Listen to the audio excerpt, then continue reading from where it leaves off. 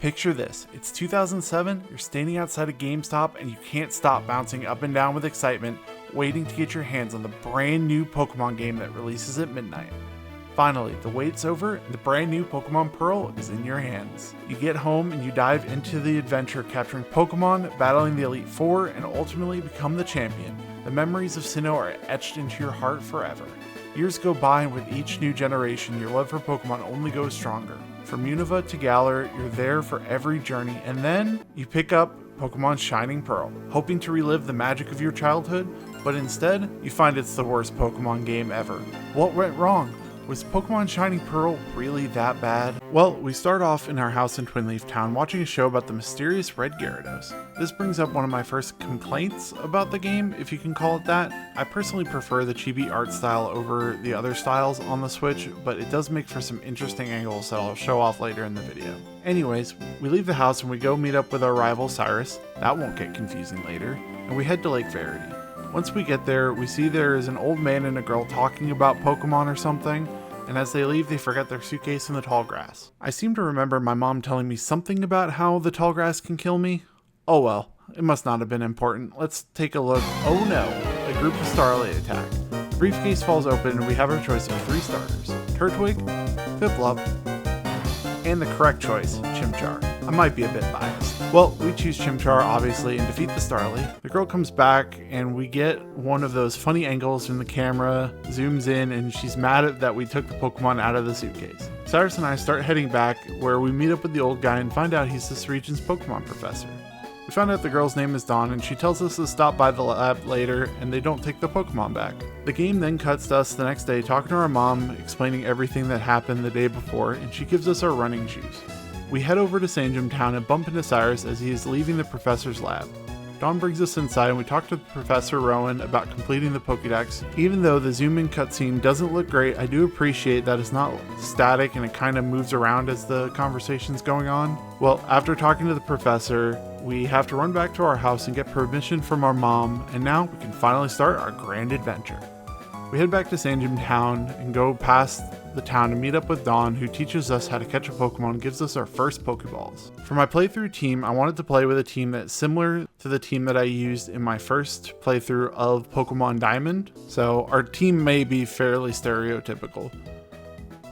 I go to the grass and I catch this Starly, this Bidoof, because I forgot we didn't need an HM slave, and my favorite Pokemon in all of Sinnoh, this cute little Shinx. After beating up some trainers on the way to Jubilife City, we arrive, talk to our rival Cyrus at the trainer school, get the Poketech from talking to these clowns, and then we catch ourselves a Magikarp. I think you'll do. Now I think it's time that we head to the first gym leader. Oh, our rival Cyrus wants to battle? I lead off with Shinx against Cyrus's Starly. Shinx takes it down below half health and then paralyzes Starly with a Thunder Shock, and then a second Thunder Shock knocks it out. I keep Shinx in so that it can Thundershock Cyrus's Piplup. It does about a third of its health, and then another Thundershock, and a third knocks it out. And with that, Cyrus is defeated and we head over to Oreburgh City and heal at the Pokemon Center. We then go find Rorak in the Oreburgh mine and tell him that we want to battle. I know people complain that this is an exact remake of Diamond and Pearl, but the nostalgia hits me like a truck in this moment, and I just can't wait to take down Rorak. And it's so nice that I don't need a guide and I could just play through the game carefree because everything is ingrained in my brain on how it works. Anyway, back to the gym that we go. We defeat the gym trainers and it's time to fight Rorak. I lead Chimchar since he is really the only Pokemon that I have that stands a chance against Rorak's Geodude. If this was the original games, I'd need to have him on Inferno to learn Mach Punch, but here Chimchar learns Power Up Punch. As the good monkey does, I use Power Up Punch twice and the third one knocks out Geodude. Out comes Rorak's Onix, which also gets Power Up Punch to the face. Onix uses Rock Throw to knock down some of Chimchar's HP, but the fifth Power Up Punch of the battle knocks it out. Out comes Rorak's ace Caranidos, and what do you know? A +5 Power Up Punch one-shots Caranidos. As far as first gyms go, this was pretty easy. Oh, what's that? Chimchar is evolving? Welcome to the team, Monferno. We heal again at the Pokemon Center and head back to Jubilife City just to find these two guys dressed in weird spacesuits trying to bully Professor Rowan and Dawn.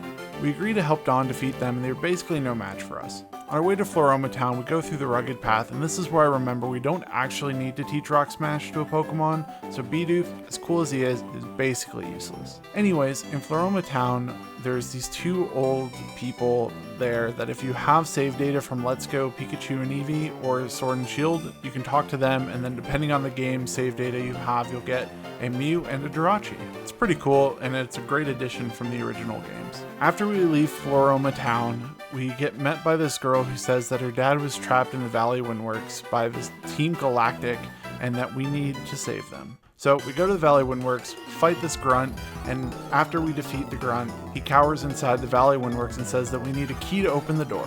We head back to Floroma Town and we go to the Floroma Meadow and find these two rocket grunts bullying an old man. I guess let's bully them back. After defeating the grunts, Shinx evolves into Alexio and Starly evolved into Staravia. After defeating the two galactic grunts, they were reluctant to hand over the Valley Windworks key, but with that in hand, we go back and unlock the door. The grunt inside runs off to inform his boss, who just happens to be the first hardest trainer to beat in the game, Commander Mars. She leads her Zubat while I send out Monferno. Monferno's first Ember does about half health, and after Zubat misses a supersonic, Monferno's second Ember knocks it out. Out comes Mars's Perugly. Monferno uses a power-up punch to raise its attack, and then knocks it out with a Mach Punch. I thought Mars was supposed to be hard, but after defeating her, I save the little girl's father and get to move on with my adventure. Now, while we were heading to Eterna City, I wanted to talk about another gripe that people have in this game. The experience share for the game is on from the start of the game, and it affects all the Pokemon in the party. This has been a recent change in modern Pokemon games, and even though it does make the games easier, I think it makes them more fun. You no longer have to switch train Pokemon, and you can just use whatever Pokemon is best for the situation instead of having to worry about grinding XP for whatever you need to train. But here we are in the Eterna Forest. Here we meet up with Sharon, who's scared to walk through the forest alone because of Team Galactic. So after beating trainer after trainer, we depart our ways with Sharon and make our way to the Eterna City. Inside the Eterna City, we have the second gym, the Grass Gym. You can probably imagine how it's gonna go. Ember after Ember after Ember, we make it to the gym leader. Gardinia leads with her Cherubi, and I send out Monferno. As you can imagine, one Flame Wheel knocks it out. Gardinia thinks that Turtwig will survive a Flame Wheel. She is mistaken. Oh, well, I meant a Flame Wheel and a Mach Punch. Now it's time for Gardenia's ace, Roserade. It's going to face the same fate. The first Flame Wheel does about 75% of its health and then it heals with a berry. Monferno's second Flame Wheel knocks it out with a crit. Not that that crit probably mattered. 2 badges down, 6 more to go. After we leave the gym, we head to the Pokemon Center to heal, and then we go to explore the rest of Eterna City. There's so much to see.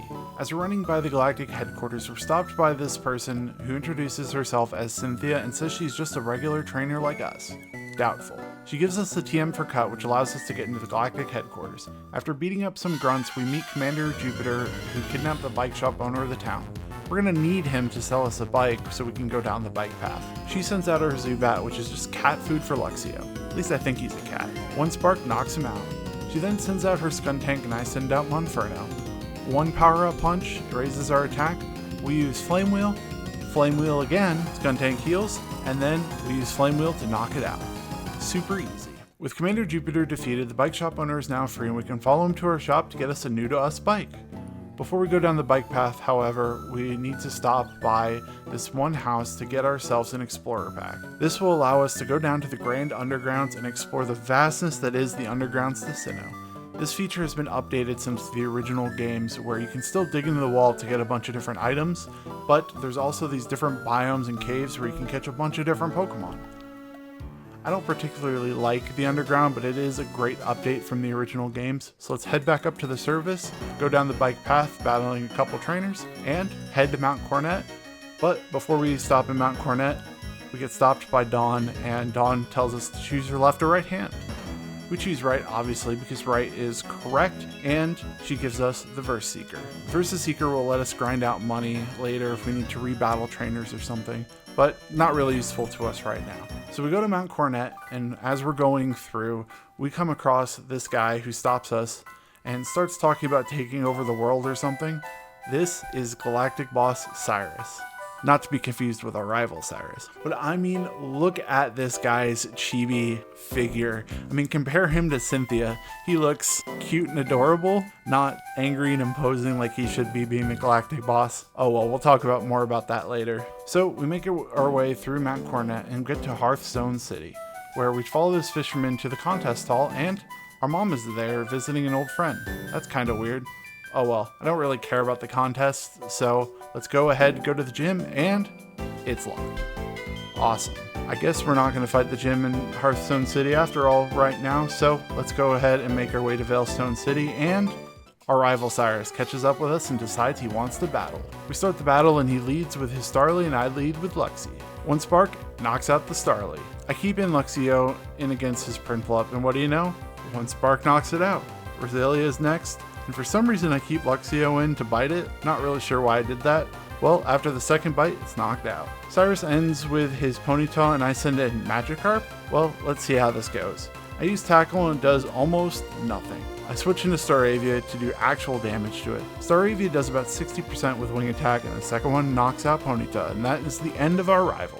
Hey, I guess it was a good thing to send in Magikarp because it's evolving. Maybe it will actually be useful. After the fight with our rival Cyrus, I decide that we're going to go to Pastoria City instead. On our way there, we pass through Salacian Town and Veilstone City, but there isn't much there for us to do right now, so we just walk right past them. Once we get to Pastoria City, we head straight to the gym to fight Crasher Wake. After fighting a trainer in the gym, Luxio evolves into Luxray.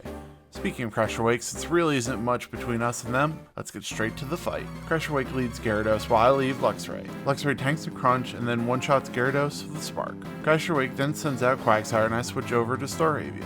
Staravia does a little chip damage, but then gets knocked out by a Scald. I send out Gyarados. Gyarados does some chip damage with a Crunch, and Crasher Wake uses a Super Potion.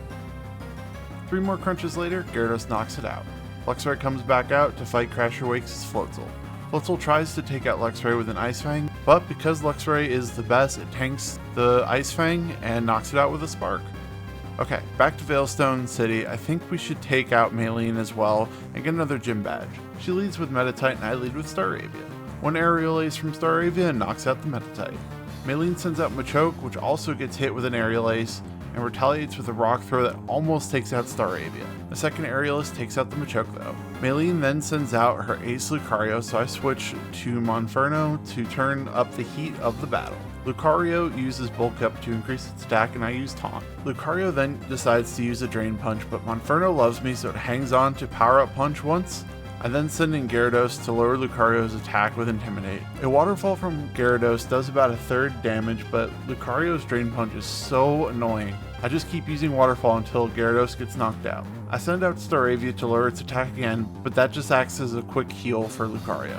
Luxray comes out to use Spark to deal a healthy amount of damage, but a Drain Punch heals Lucario again. R and Arceus must have been on my side though, because Luxray got a crit on its next Spark to KO Lucario and give me the win. After leaving the gym, I meet up with Dawn, who says that Team Galactic stole her Pokédex. Quick stop at the Pokemon Center and it's time to beat up some grunts again. Anyways, another terrible change with this game is they took out the game corner and replaced it with this clothing store. Like, come on. Does anyone really need to change there? Is that a Pikachu hoodie? Okay, well maybe this shop isn't all bad. Back in Pastoria City, I wanted to check up on this shady grunt I saw by the Safari Zone, and sure enough, it looks like he's up to no good. I guess we need to chase him. What? Cyrus, I'm trying to chase a bad guy. Fine, let's battle. Cyrus leads out his Starly. I'm not sure how it hasn't evolved yet. And I send out Monferno. Starly gets to go first due to a quick claw, but I still take it out with a single Flame Wheel. Cyrus then sends out his Prinplup and I counter with Luxray. Yep, that went how I expected. He can barely be considered a rival. Well, Monferno comes back to take out Rosalia. Gardinia had a Roserade, then our rival should have a Roserade at this point, and it's dead. Last but not least, I send out Gyarados to counter his Ponyta to get revenge for last time, and after it hits me with a not very effective attack, Gyarados uses Waterfall to end the battle. But okay, now that we can continue to chase the bad guy, I run straight past him. And backtrack to say, hey, I'm following you. He runs through the resort and he wants to battle. Anyways, he gets defeated like all grunts do and he runs to the lake. Well, outside the lake, I run into Cynthia again, and since she doesn't seem to be concerned about the grunt running to the lake, she asks me to deliver something to her grandmother in Celestic Town. To get there, she tells me to use this secret medicine to help the Psyducks. While running through the foggy area, Staravia evolves into Staraptor. After arriving in Celestic Town, I find the Elder who says there's a strange spaceman guarding the entrance to the ruins. Ugh, it's another grunt. Anyways, the Elder comes and congratulates me on beating the grunt, I give her the old charm Cynthia told me to deliver. She tells me I should go check the inside of the ruins. Inside, she tells me the story of the Lake Trio. We leave, and what do you know? Galactic Cyrus is here with his baby face. And he tells me about how he wants to control the world or something again. Strange. Well, I guess off to Hearthstone City again to actually take on Fantina. Her gym is a piece of cake though. You basically have to answer a bunch of questions a third grader should be able to answer, and here we are. Her ghost types are no match for the amount of dark moves I have. Fantina leads off with a Drifblim and I send out Gyarados. This Drifblim might be a problem because of its Strength Sap and Will-O-Wisp. 2 crunches from Gyarados, knock it out. Okay, never mind. Next she sends out Gengar, who gets the same treatment with a crunch, but due to a confusion, Gengar knocks out Gyarados. I send in Luxray, who should be able to take out anything. After fighting through its own confusion, it uses Bite, Fantina heals, Luxray bites again, Gengar uses Sludge Bomb with a crit, and Luxray knocks it out with a bite. With Fantina sending out her Ace Mismagius, I send out Bibarel so I can use my own Hyper Potion on Luxray. Luxray comes back out to try and finish it off. After being confused again, hitting itself twice, and taking 2 Dazzling Gleams, it shakes off the confusion and crit bites Mismagius only for Fantina to heal it. I also heal Luxray, so we were on the same level and she decides to confuse me again. Well, this time I bite without hitting myself, and then I bite again to win the fight. After beating Fantina, it's time to go to Canalave City, heal my Pokemon at the Pokemon Center, and oh, our rival Cyrus wants to battle again? Okay, but it won't be any different. He starts off with his Staravia, and I send out my superior Staraptor. My Staraptor uses Aerial Ace twice to knock it out. Out comes his Heracross, which I again Aerial Ace to knock it out. He then sends out Ponyta, which I quickly knock out with a takedown. Out comes his Prinplup, so I swap to Luxray and take it out with a super effective Spark. Cyrus is just no threat to us. His last Pokemon is Roselia, so we send in Monferno to take it out with a Flame Wheel. One good thing that came out of the battle was Monferno is now evolving into Infernape. Our team is really coming together. I heal at the Pokemon Center, but before we take on the Canalave City gym, we need to take the ferry to the Iron Island. Here we can go into the mines and meet Riley. We walk with him for a bit, defeating trainers, and at the end we find 2 Galactic Grunts, which we easily defeat. Riley thanks us for our help and gives us a Riolu egg, which will end up being their second to last team member. A couple minutes running around in Hearthstone City and we have our Riolu. Okay, back to the Canalave City, it's time to challenge the gym leader. This gym design is one of the simpler gym designs, but it's still okay. I will say the zoom in shot when we first talk to the gym leader, Byron, is pretty good. Again, the art department must hate Cyrus, because if they could make such a good chibi character for Byron, who we only see once, why did they make such a bad one for Cyrus? But anyways, it's time to earn our 6th gym badge. I'm so confident in this fight, I don't even heal Infernape before we start. I start off with 2 Flame Wheels to knock out Bronzor. Sadly, because Bronzor used Trick Room, Steelix goes first and takes out Infernape. I must have forgotten about Trick Room because I send in Gyarados and I use Dragon Dance to raise its speed.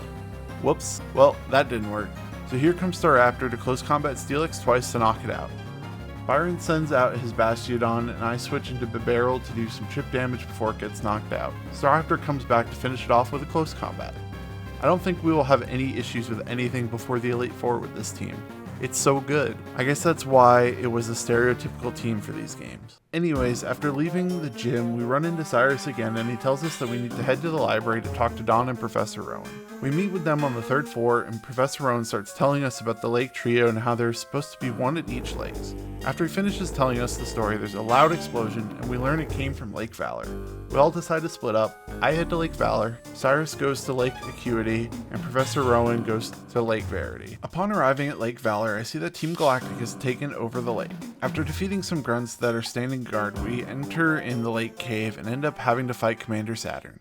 I one-shot all of his Pokemon, so I won't bore you with that battle though. Next, we head to Lake Verity to help out Professor Rowan, and we come across Commander Mars, who we also beat very easily. Professor Rowan says that we need to head to Lake Acuity to see how our rival Cyrus is doing, and to get there we have to go through Mount Cornet. Before we do that though, I think we need to get our final team member. I bet you can't guess what it is. Well, underneath the cycling road, there's a secret cave entrance that you need strength to enter, and if we keep running around, we will eventually find this cute little land shark thing, Gibble. He will be very useful to us eventually. Now that our team is basically complete, other than the evolutions, we fly to Celestic Town and go through Mount Cornet, Battling through the snowstorm and some trainers along the way, we find the lake entrance is blocked, so I guess we're gonna go fight the Snowpoint City gym leader. Candice, you should just give me the badge now, so you don't have to get embarrassed by Infernape. She leads with her Snover, who gets knocked out by a flame wheel. Next up is her Sneasel, who uses Dig, which Infernape tanks. Infernape then knocks out Sneasel with a single power-up punch. Candice then sends in her Medicham, so I swap into Luxray. For some reason, I thought it was a good idea to use a Dark-type move against a Fighting type, but I keep letting Luxray bite Medicham until it gets knocked out by a Brick Break. I bring out Staraptor like I should have originally and knock out Medicham with an Aerial Ace. Candice sends out her Ace Abomasnow, I guess she just never heard of the Dupe Claws, and I let Infernape finish it off with a Flame Wheel. After the battle, Gible evolves into Gabite and starts to become a real Pokemon. After healing at the Pokemon Center, we head back to the lake and find our rival Cyrus has gotten defeated by Commander Jupiter. She tells us we have to go to their Veilstone HQ building. We head there and find a locked barrier that we can't open. After a couple minutes of searching, this disgruntled grunt outside gives us the storage key, which lets us access the base from the storage area where we fought the two grunts earlier. We go in, beat grunt after grunt after grunt, and find the galactic key in the basement. We can use that to unlock the barrier in the main HQ, and we work our way up to eventually finding the galactic boss Cyrus at the top. Man, I'm still going to complain about that chibi face. Anyways, let's destroy him. He leads off with his Murkrow and I send out Infernape. I quickly switch into Luxray, who uses Spark to knock out Murkrow. I keep Luxray in while Cyrus sends out Golbat, and what would you know, a single Spark knocks out the Golbat. I love Luxray. Cyrus sends out his Sneasel, and like against Candice, I send out Infernape, who uses a single power-up punch to knock it out. With Galactic Boss Cyrus defeated, we teleport to the basement and find Commander Saturn, who we defeat again. Like, come on, we just beat your boss. Now you think we can't defeat you? He tells us if we press the button, it will release the Lake Trio, and he tells us his boss made the red chain, and so we need to go to the top of Mount Coronet to stop him. Well, I guess it's time that we head to Mount Coronet, and this is where the bigger problem of the game is. The controls are terrible. I mean, look at this. It takes forever for me to be able to stop surfing, and it took me 8 times to finally be able to walk along this edge. Controls in Pokemon games are pretty basic, but this is just the worst. And it's mostly just an issue inside Mount Coronet because it's such an enclosed area. Anyways, after climbing the mountain, defeating grunt after grunt after grunt, we make it to the top. We find Commander Mars and Jupiter, who think they can defeat me if they team up together. Well, they will. Oh, hey Cyrus, we can fight together. Anyways, Galactic Boss Cyrus then uses his red chain to control Palkia, and the lake spirits appear to break the red chain so no one can control Palkia. Cyrus is stunned in all his cute and non-threatening chibiness and wants to fight again. Dude, I literally just defeated you. Well, he starts off with Honchkrow this time, and I immediately switch into Luxray. A single spark from Luxray knocks out the Honchkrow. I keep Luxray in to fight Cyrus's Gyarados, who takes a spark from me after eating a berry. Luxray tanks an attack because it loves me so much and finishes off Gyarados with a spark. Out comes Weavile, and I send out you-know-who so he can power-up punch Weavile, but Weavile decides to use Dig. I switch in Staravia to dodge the Dig attack. Staravia then uses Close Combat to defeat Weavile. Cyrus then sends out his Crobat, and I send out Lucario thinking I can use a Metal Claw to take it out. Well, Metal Claw does almost no damage. I keep at it with a second Metal Claw, a third Metal Claw, but then Lucario dives to an Air Cutter. Can Luxray take out Crobat with 1 HP? Well, Cyrus uses Super Potion, so the answer is yes. And with that, Galactic Boss Cyrus is defeated and the world is saved. Now we just have one more thing to do before we can go and move on with our lives, and that is to catch Palkia. Well, that's easy. Hashtag Master Ball for the win. Now, since my team is already complete, and I don't really want to swap anyone out, it looks like Palkia is just going to go sit inside the PC for the rest of the game. My road to the 8th gym is pretty clear now. I defeat a couple trainers, and after making it to Sunyshore City, I get stopped by this guy Flint, who says the gym leader is sulking in the lighthouse because he hasn't fought any strong trainers recently, and he's losing motivation. Well, I go to the lighthouse and find the gym leader and tell him to suck it up, and I'm a strong trainer, so he's gonna lose to me. He agrees to let me challenge him and heads back to the gym. Well, I guess it's time for our final gym battle against Volkner. Volkner leads out his Raichu against my Gabite. This should be fairly easy with a Bulldoze, but oh, Raichu knows Surf. That's probably not good. A Bulldoze does about half health, but then I get knocked out by Surf. I send in Infernape for some reason, thinking that I can take it out with a power-up punch and Flame Wheel, but since Raichu has static, I'm paralyzed. Volkner uses a Hyper Potion, and I try to Flame Wheel again, knocking Raichu to the red. One more Surf, and Raichu knocks me out. Luxray is fast enough though, so he knocks out Raichu with a Spark. Volkner is sending out Ambipom, so I send out Lucario. The first Force Palm does a bit of damage, and the second one knocks out Ambipom. This battle's going okay so far. Volkner then sends out Octillery, and I send out Luxray to match it. One Spark, and we move on to the next Pokemon. Volkner matches my ace Luxray with his own Luxray. He uses Crunch, I use Bite. He uses Crunch, I use Bite. He uses Crunch, I use Bite. He uses Crunch, Luxray survives on 1 HP, and I Bite. Sadly, Luxray doesn't last another Crunch and knocks me out. I send out Gyarados, who dies to a Thunderfang. Things are not looking good, so I send out Staraptor, who's actually faster than his Luxray, and I take out his Luxray with a close combat. With that, we've defeated Volkner, and I have all 8 gym badges, so it's time to take on the Elite Four. Heading north to Victory Road, there isn't much that happens. We surf some, move some rocks, and then ride this waterfall up to the Elite Four. Once we talk to this person blocking the door, we will be challenging... No, Cyrus, I don't want to battle. Fine. Anyways, what I was saying was, once we talk to this guy, we will be on our final challenge facing the Elite Four. The first of the Elite Four is the Bug Specialist Aaron. Aaron leads out Dustox and I lead Infernape. I'm faster, and one Flame Wheel does about 75% to Dustox. Obviously, a second Flame Wheel will knock it out. Aaron then sends out Heracross next, who deals a nasty Earthquake to Infernape, but I respond with having Infernape use Acrobatics to knock it out. Beautifly is next, and I have Infernape use a single Flame Wheel to knock it out. Aaron then sends out Vespiquen, and I switch into Luxray thinking he can knock it out with a Spark. Well, Spark does a little over half, and then Vespiquen eats a berry to heal some HP. Another Spark knocks it down to the red and paralyzes it. Aaron then uses a full restore, and we continue to Spark crit. Aaron heals, Spark again, and end Vespiquen with the final Spark. Aaron's last Pokemon is Drapion, which hits Luxray with an Earthquake. I switch into Staraptor to do some damage with Aerial Ace, and then knock it out with 2 quick attacks, which wins me the battle. Next up we have Bertha and her ground types. She leads off with Quagsire, and I send out Staraptor. Quagsire is pretty bulky and has leftovers, so I can't really one-shot it. I do some chip damage with Aerial Ace. Bertha then switches it out for Sudowoodo, however, and I switch into Garchomp to dig. I almost knock out Sudowoodo, but then I have to use another dig to finish it out. Whiscash is next, and I do some decent damage with Dragon Claw, but Whiscash knows Ice Beam, so that takes out Garchomp. I send out Gyarados, which brings Whiscash to the red with a Waterfall, but Bertha uses a full restore to heal it. I'll use Waterfall again, and Bertha brings back out Quagsire.